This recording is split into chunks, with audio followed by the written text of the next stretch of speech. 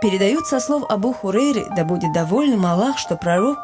да благословит его Аллах и приветствует, сказал: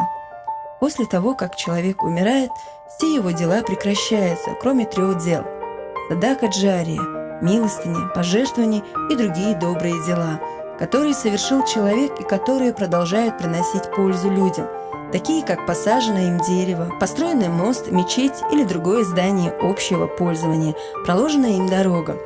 полезные знания, которыми пользуются люди, праведного сына, который обращается к Аллаху с мольбами за него».